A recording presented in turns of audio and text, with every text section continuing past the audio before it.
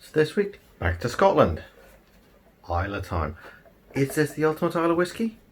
But wait, they do a beer too.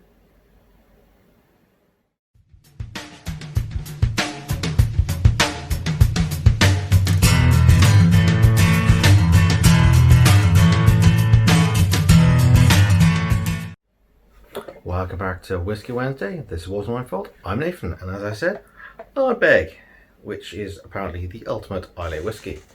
So, as we know, Islay whiskies are something I really like. Heavy peat and sea salt and things of that nature. This should be interesting because this is supposed to be the most peatiest, smokiest whiskey there is. So I'm looking forward to it. I'm a big fan of these, as you know if you've watched my channel. So let's get into this. That went to one side. Oh, nice cook. Right, start off as I always do.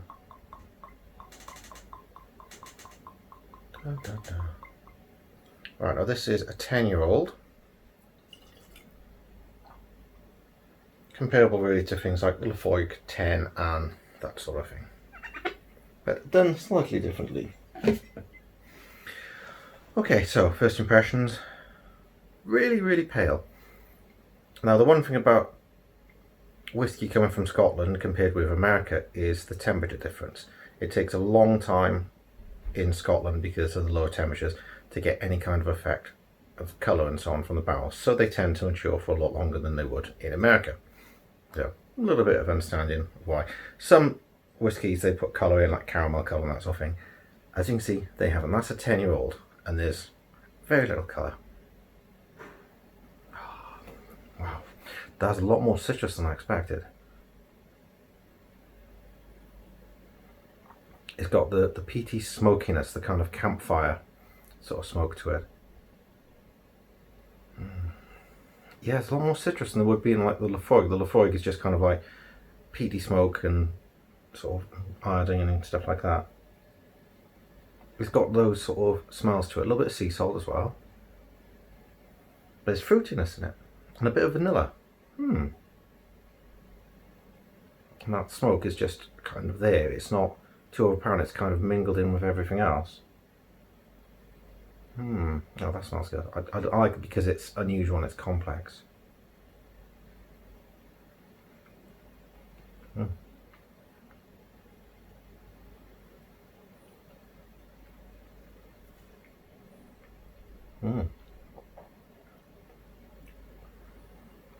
Okay, so that starts off with smoke. Definitely get smoke, and in the back end as well. So it starts off with heavy smoke, which I really like. Slight citrusy vanilla, not a huge amount, but a little bit of the kind of sweetness from, it's like a citrus sweetness, if you know what I mean. So it's not, so it's got like the citrusiness to it, but it's also slightly sweet. So it hasn't got the bitterness of the citrus, just the kind of sweet notes from it, which is quite unusual. And then you get the little bit of medicinal, not as much as with the Laphroaig, I don't think, to be honest, personally. Try again.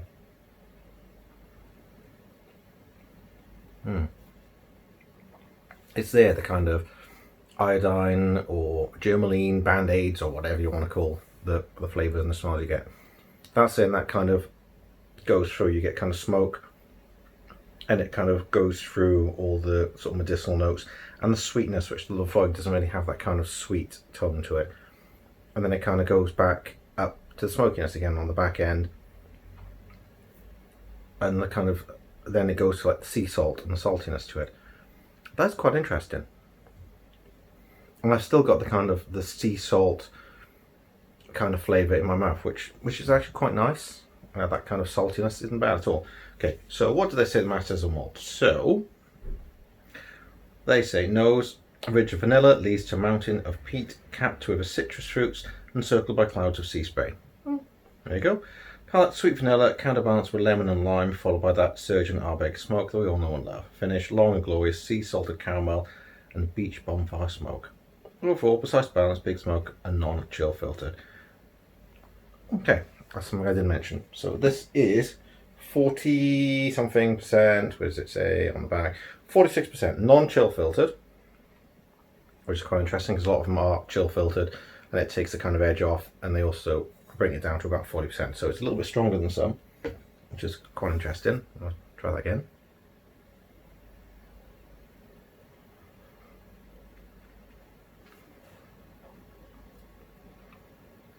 Yeah, and you just kind of get smoke and then it disappears and then comes back at the end with the sea salt. It's definitely sweeter than Lefroy. And the taste lingers a little bit more. Maybe it's because it's stronger. I'm not sure, but that's interesting. Right, on to the next part. Okay, as always, a drop of water. There we go. Now just a little bit of reaction. It goes slightly cloudy, only ever so slightly. More of the smokiness coming through. And the saltiness, I'm not getting so much citrus from it though. It's more smoky, salty. I'm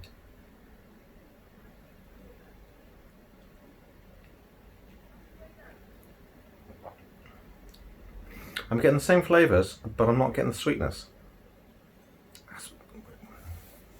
And then I got a weird bitterness at the end. There's kind of a citrus bit, like grapefruit kind of bitterness at the end.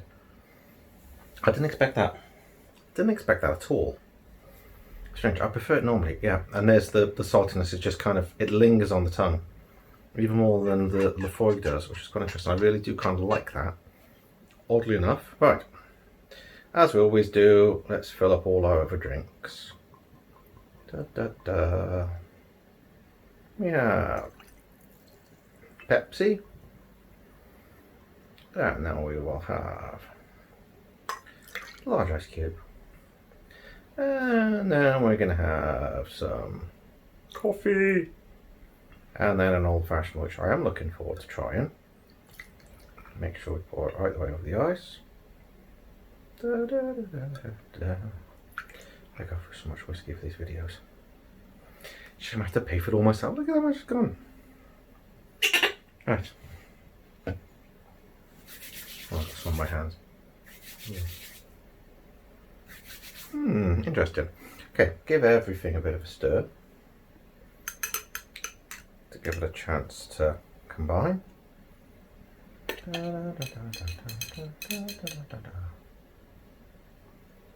And lastly, the old fashioned.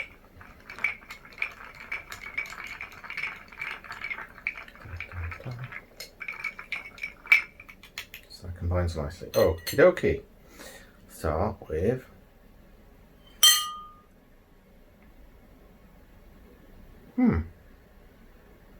I'm getting the medicinal notes from it, which I wasn't getting so much with the Lefroy.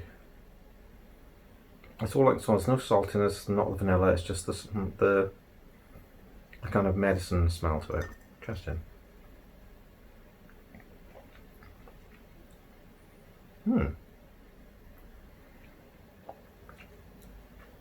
Yeah, the medicine notes, a little bit salty, a little bit kind of bitter.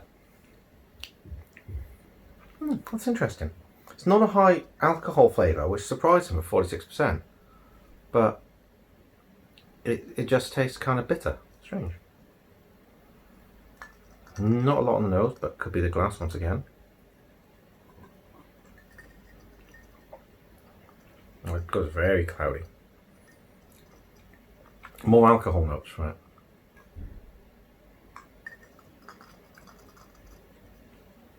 Yeah, a lot more alcohol forward, and like the ethanol aftertaste. Definitely takes away from it. I found that with all the whiskey so far, you add ice and it tastes of alcohol. There's a little bit of the sea salt kind of aftertaste. It's not as smoky. I'm not getting the citrus notes. A little bit medicinal, not a lot. I think it ruins it, to be honest. It just means you taste the alcohol more, which I don't understand the need for that. If you want that, have vodka. Really, is what you're trying to do. You're kind of stripping out everything that's interesting and nice about whiskey and putting it just back to alcohol. I don't know. It's woody again, like with the Lefroy. I think the smokiness is just adding kind of wood notes to the coffee.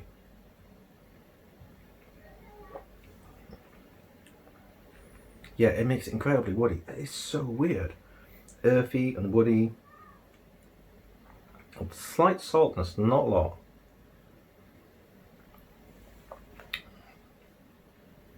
Makes it bitter. A coffee's bitter, but it's a different bitterness.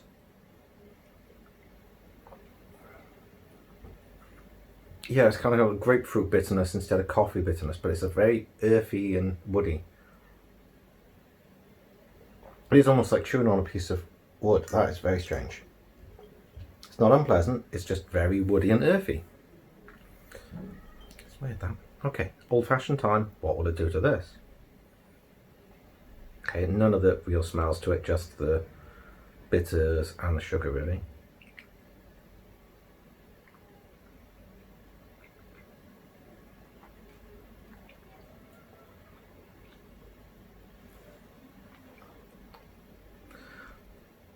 I'm not sure that's strange.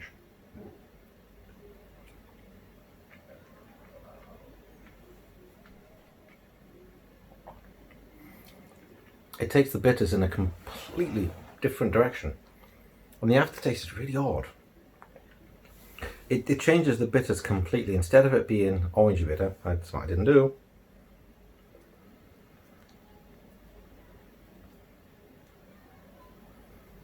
Okay, let's try again after I've put this in, shall we?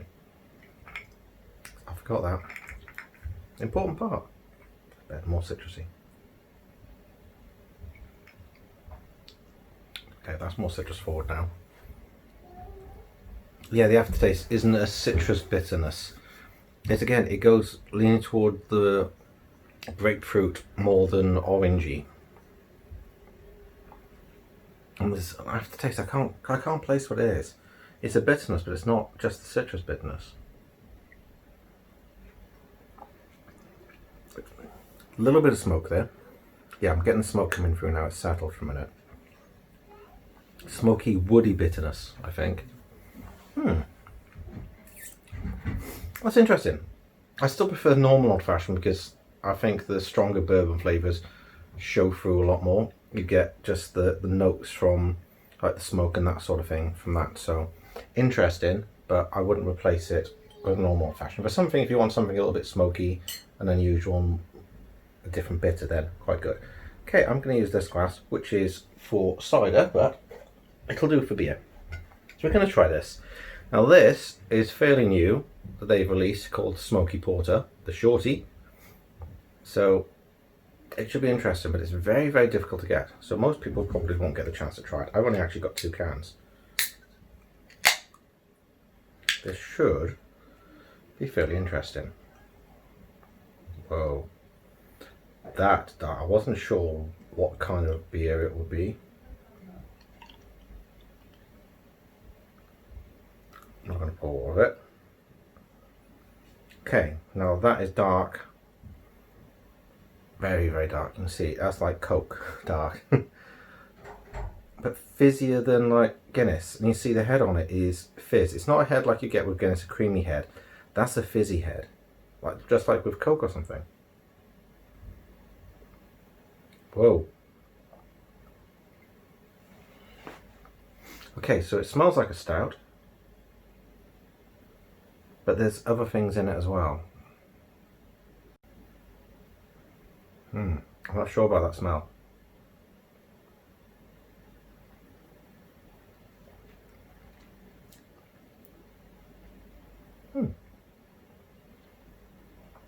I was expecting more smoke.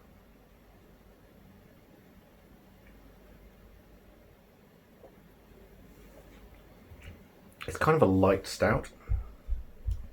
It's got a weird aftertaste. What does it say? Shorty is a well-digging, life-saving smoky porter that's been crafted using the same malt we used to create our whiskey. Toasted and smoky, we then fired it over to William Brothers Brewing Co. and allow it to be mashed, brewed and canned.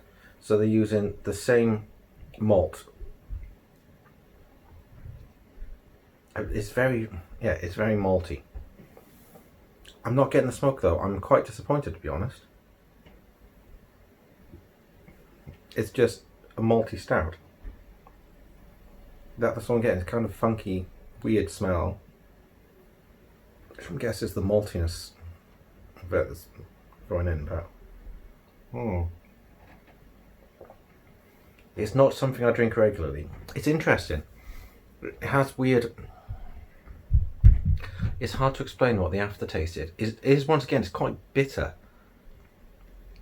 Like eating lemon peel, kind of that kind of bitter, not necessarily a pleasant bitter that stays, but it's what it's missing from the Ardbeg is the smoke and the salt.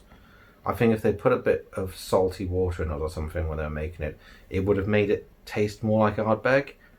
At the moment, it doesn't. If I was given a glass of that, I wouldn't be able to tell you what whiskey company made it because it's not that. Slightly disappointing, but I'm glad I've tried it.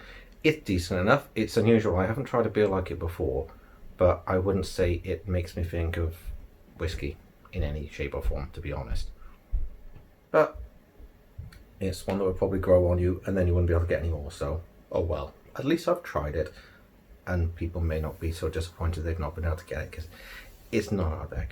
Definitely not. It's not whiskey. It's not anything even remotely like it, so never mind. Interesting as it is. Well, thank you a lot for watching. Hopefully you'll come back in game. Thanks a lot for watching. I hope you'll come back and see me again real soon. With the next one, I may go to my home Wales, where I am now. Hey, and try something from here because I haven't done that yet. I've got one lined up and ready, pen down. That should be interesting. So, thanks a lot for joining me. Come back again soon. See you next time.